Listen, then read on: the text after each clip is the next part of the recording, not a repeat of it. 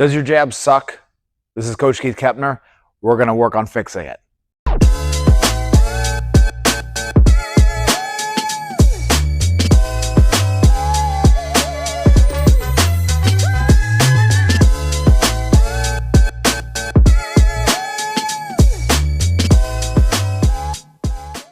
Hey guys, if you feel like your jab kind of sucks a little bit or it's not as good as you would like for it to be, then you need to watch this video.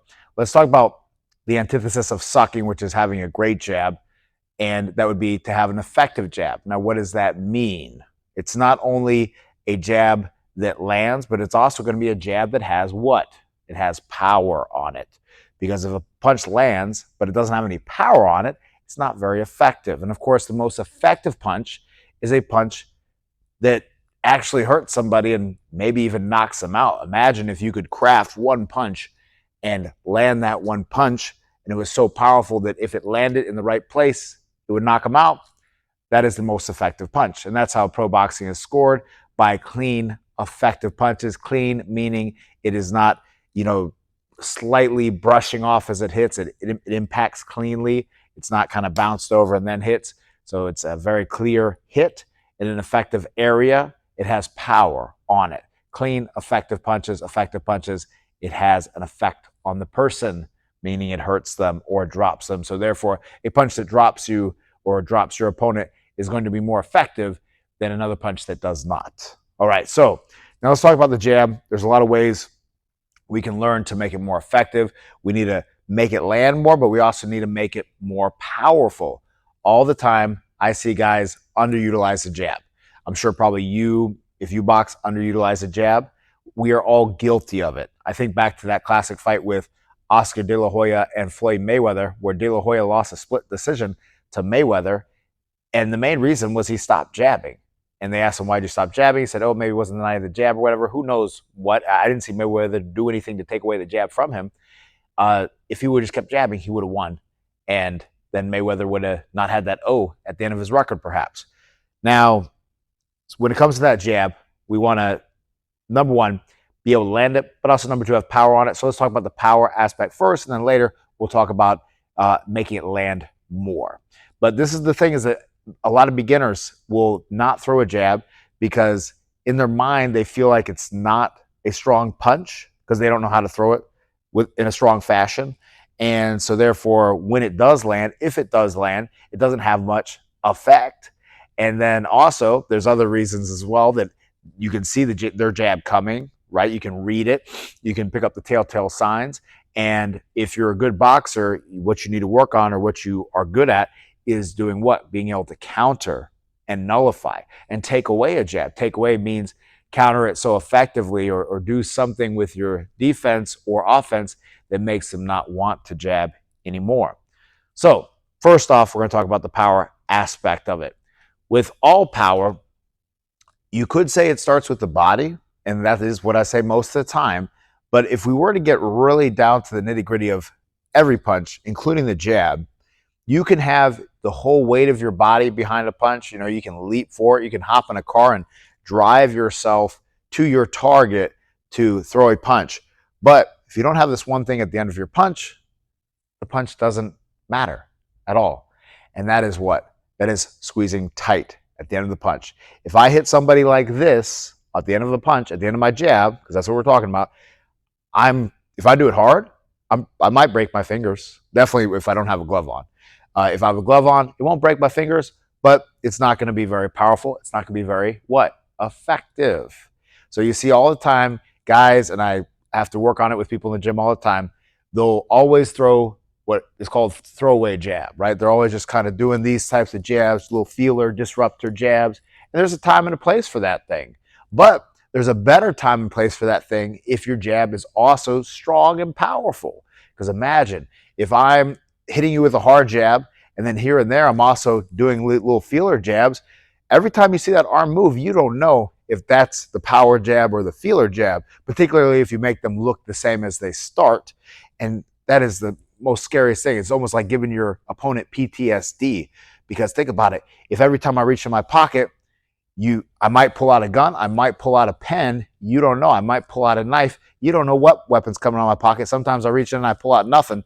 That's how it is when you have an effective jab. But if you're always pulling out nothing out the pocket, there's nothing to worry about.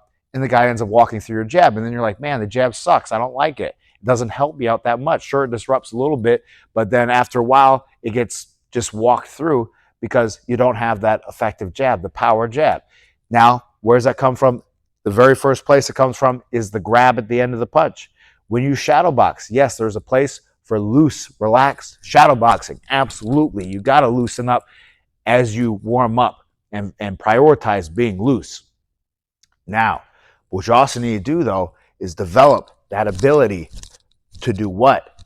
To snap at the end of the punch. If you don't know how to snap at the end of the punch and get that timing right at the end, that grab is going to create that sound like that, and therefore also create that impact that we want. Think about it as well with your nervous system, with inhibitory factors. Let's think about like with weightlifting. If you are deadlifting, let's say, and you do just a standard grip like this, you are going to not be able to lift as much as if you do an alternate grip. Now, why is that? It's because you don't have to use the thumbs as much to grip the whole weight down. It's not sliding through, and so you have a better grip. But also, because of that more solid grip, you're able to actually activate your nervous system more. The stronger your grip is, the more you can lift. And if that's the weakest point in the chain, like it is with the punch, that's going to be a big problem. So if we make this as strong as we can, everything else is going to be good as well. And that's why in my theory, guys that do a lot of labor work and get strong grips and things like that are actually harder punchers because they have that ability to grab very tight at the end. If I were to put your hand in a cast and make it, literally like cover it with a cast, or let's say just cover it with metal, and so therefore you have no fear of hurting your hand at all, man, you could punch through a wall, you could punch through anybody because there's no inhibition on your system to punch hard. But if I have you in a bare knuckles, let's say, and I'm like, go punch that wall or go punch that guy as hard as you can in the head, some of those parts of the body can be hard, and there's going to be some inhibition and not allow you to unleash your full power. All right, and obviously, the tighter the fist is, the harder it is. Think about that. This is loose. It's softer, okay? It's more like hitting someone with, some form of pillow, but the tighter you make that glove and make it solid, the stronger it's going to be. So the first thing is making sure we can squeeze tight at the end of the jab, get the timing so that grab right at the end. Now, hitting someone on the tip of the chin, that aim with that power, so essential. You hit someone with this jab that I'm talking about the exact way I'm telling you to do it, and you hit them on the forehead, it's not going to have much effect. You hit them on the tip of the nose or the tip of the jaw, this is the button in boxing specifically, that's going to be a great time. Now, of course, you could say, jab them up high and then jab for the jaw, lift the head up, boom. That's where double jabs come into play and things like that. But being able to just spear somebody with a strong jab is a great feeling. And if you haven't got the experience of literally rocking someone with a jab, I look forward to you getting that after this video and after enough practice of these concepts. All right. Now, the next thing is the turnover. All right. So that turnover is going to do what? It's going to help create actually more velocity right at the end of the punch. All right. Because obviously, as we know, things that build up momentum are going to be more powerful. So therefore, instead of just going out and reaching like this and snapping, which can produce something, getting that turnover of the fist at the end is going to add to this power. But this is where it's such an important aspect. We talk about timing with counters. I talk about it a lot, like one and being able to throw with someone or in between punches, but also the timing of your punch itself, meaning the actual technique being performed is so essential. Being able to lock right at the end and make the power there and not squeeze too soon, because if you squeeze too soon, what happens? Your antagonist muscles light up and it actually slows down your acceleration that you're trying to accomplish by that end of that punch. Because think about what muscle extends your arm. It's your tricep. So if your bicep lights up at all from squeezing too soon or any part of the arm, it is going to slow down that extension just a little bit. Now, as well with this concept though, we're going to tie it into the next one, shoulder snapping at the end. So being able to pop that shoulder up at the end, again, it's just going to create more snap, more jar, because the more we can jar the punch at the end, the more we can do what? Shake the head, and therefore that thing inside the head, the brain, we can shake the brain, and that's going to rock them, concuss them, bounce the brain in the skull, and be able to put them down. And that's also where hitting the tip of the jaw is going to be so helpful with that. But when you get all this together, just this alone, you can literally stand there, nothing of the other parts I'm going to talk about, and just go boom, like that at the end, boom, snap at the end, create that jar on the tip of the jaw. It's gonna rock people. It's gonna hurt them. Now, with this as well, it's important. So many people miss this part, and you need to make sure you know this part, is they'll throw a jab and they'll have it extended all the way. Now, I'm not telling you to throw a jab like this. No one would. But I'm not telling you to throw a jab like this either. No one should. Here, see, I'm totally extended on the actual elbow joint. I am not using my muscles to stop it right before. This will also hurt your power.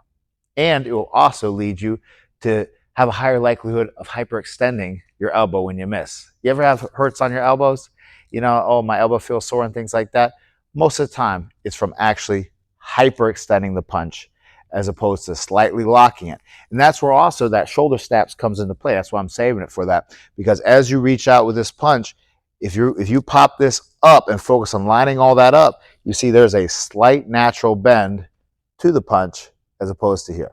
So it's a very slight difference, but it's here to here that is the difference. And again, this is where I'm such a big proponent. My father was a big proponent, and Chuck Bodak was as well, of shadowboxing and shadowboxing properly. Not shadowboxing as just a warm-up like everybody does. Not shadowboxing just as a cool down like a lot of people do, but to actually shadowbox your perfect technique so that you can throw that punch and at the end have it exactly where it's supposed to be, not too far, and have that timing so you can throw your hardest punch, miss it, be on balance, not hurt yourself, and be in position to throw another punch or to defend. Now, the next one is the step and the rotation. So now we're getting more things behind it. See, I'm kind of going backwards the way a lot of people talk about this stuff. They talk about getting the body going first, and then all that energy transfers to the end of the arm and the punch. And this is true. I'm not saying this is wrong, but I want to kind of give you a different way to look at it, because I'll see people get all of this stuff together, but then at the end, they miss out on that little last part. And they're like, why is my punch no good? Why is it not effective? Well, this is why.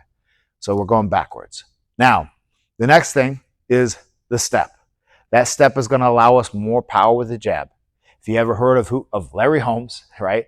He's kind of a forgotten heavyweight champion, even though he had, I believe, the second most title defenses in the history of the heavyweight division. I believe it was 25, somewhere around that. He was in the shadow of Muhammad Ali, so that's why a lot of people don't know much about him. But of course, you are truly a boxing, actual person that wants to learn about the sport or knows about the sport. Most people that watch this channel are pretty deep into the sport, so they obviously know who Larry Holmes is, the Eastern Assassin. But he had a great jab, and he did a lot of things I'm talking about here, where it was totally loose, and he snapped it at the end, turned it over at the end, snapped his shoulder at the end. He threw it from different positions, and that doesn't matter. Like, you can absolutely find positions that can help you produce a little bit more power, perhaps. But I'm telling you, you can throw it from almost anywhere, and you apply the basic things that I've already talked about, and now you're going to have a little bit more of that Larry Holmes style jab, but also that step. That's what his coach Giacchetti talked about, is one of the keys to Holmes's power with his jab was his step. And so many guys miss that item. I have a lot of boxers that will go train in other gyms, they'll travel, things like that, and they'll tell me how, yeah, coach doesn't want me stepping with the jab. They want me just staying there. And like, absolutely, there's a time and a place to not step with a jab. There's a time and a place to just use it to maintain range. But when we're going to launch an attack, what are we going to do? We're going to just stand there and then step in with other punches? We have to know how to step with the jab. We have to know how to move with the jab. But also, having that jab give us power is so important. And when you step with that jab and you bring the body with the punch, the whole body is behind the punch just as much as a right hand or a left hook when you rotate the body. We're stepping with it, and that's bringing the whole body, not just even leaving the back leg. A lot of times it's this, guys will do, and that's fine too, because that's a strategy, because we're jabbing here, boom. But don't confuse strategy with technique. Strategy with technique, or tactics with technique, those are two different things. Really, it's three different things that I mentioned, but tactics versus technique. So this is a tactic, and obviously it's a technique that you'd work to execute that tactic. But another technique is just being able to step with the jab and bring the back foot with you. If you leave the back foot, think about how heavy this whole, it's not the foot, how much this whole leg weighs. That leg is very heavy. If I pick this leg up right now and I hit you with it, it's hard. It's a lot of weight. You're losing this if you don't bring it. Bring it, and you'll be amazed how much your power increases with that jab. And then also, it allows you to do what? To double jab, to triple jab, and to have the foot more up under you so you can throw your other punches or change directions. So it allows more effectiveness with offense and defense. Very powerful.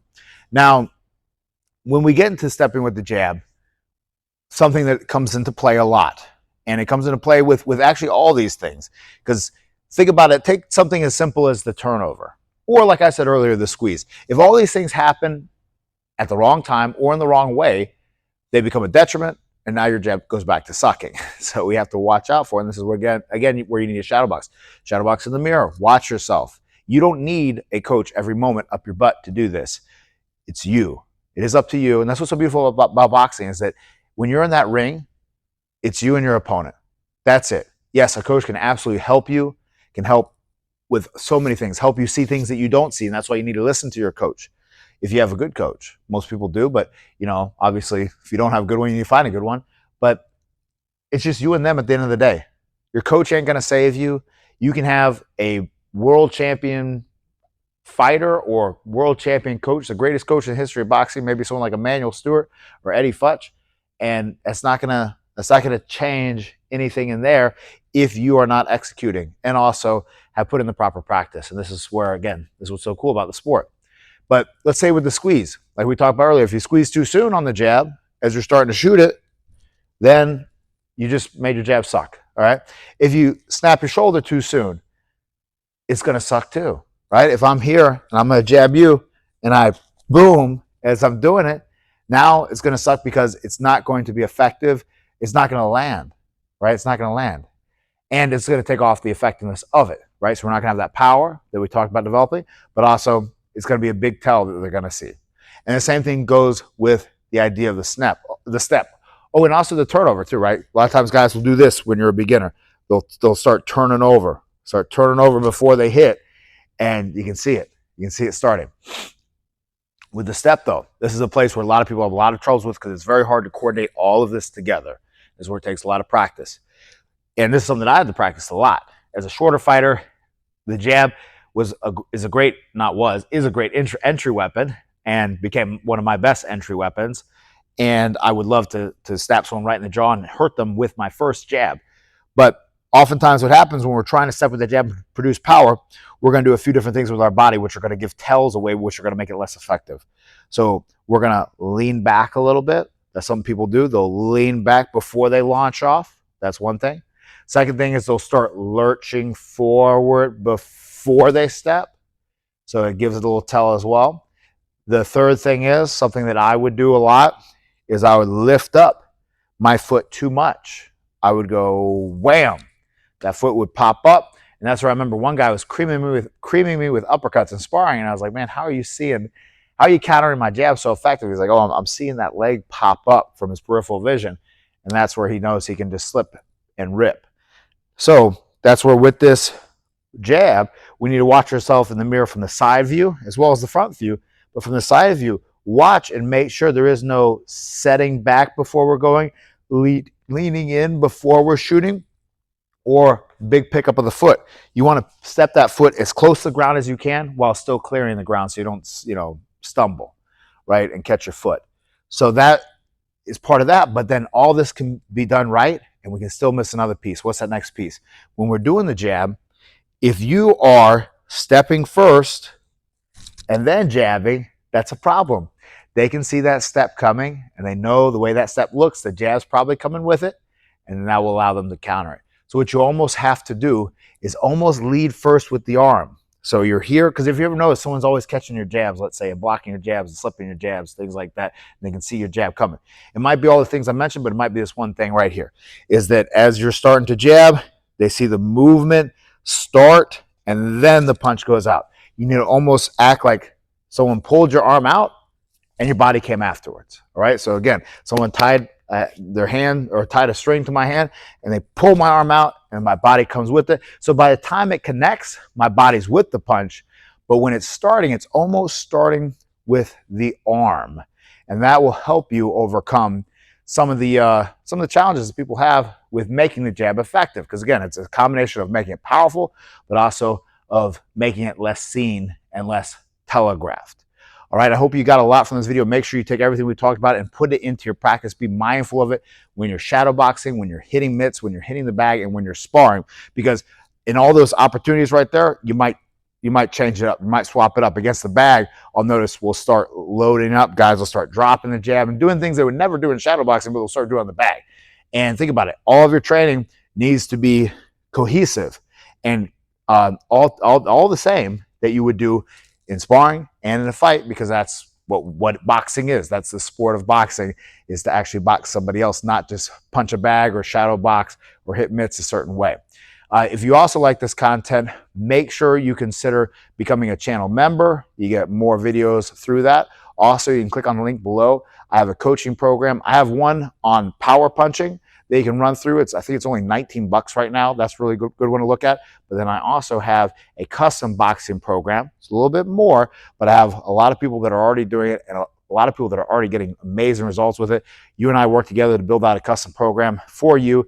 Every single workout you do, you can record yourself and send me videos of every single round, and I review it, give you feedback to allow you to get to the next level, because we're not all gifted to have a coach next door to us, or like with my father, he was my coach, so literally in our house with us. All right, guys, I hope you like this video. Watch out for the next one. And if you enjoyed this, make sure you look at this video right here.